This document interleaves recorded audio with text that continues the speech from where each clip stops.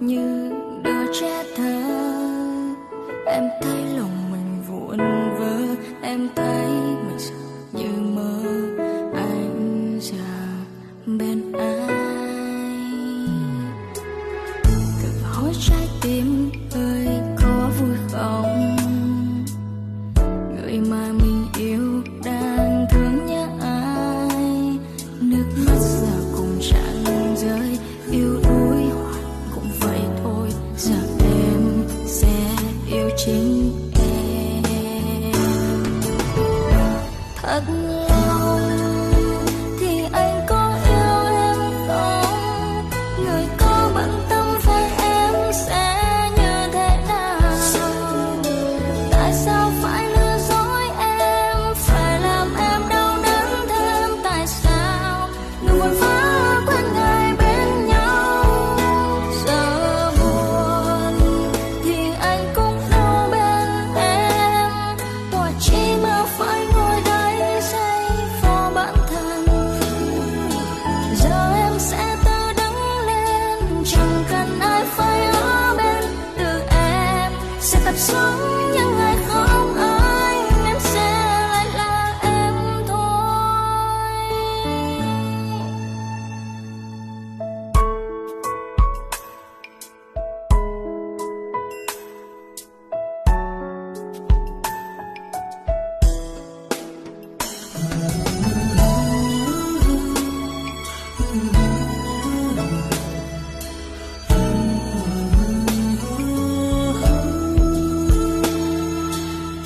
Tự hỏi trái tim ơi có vui không? Người mà mình yêu đang thương nhớ ai? Nước mắt giờ cũng chẳng rơi, yêu đuối hoài cũng vậy thôi. Giờ em sẽ yêu chính em.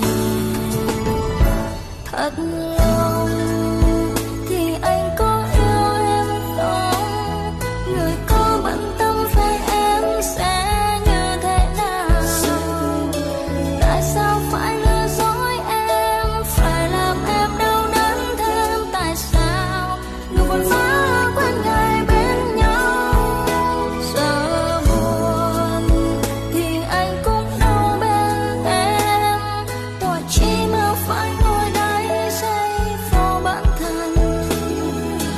Giờ em sẽ tự đứng lên, chẳng cần ai phải ở bên. Từ em sẽ tập sống những ngày không anh, em sẽ lại là em thôi. Thật lòng thì anh có yêu em không? Người có bận tâm với em sẽ như thế nào? Tại sao phải lừa dối em, phải làm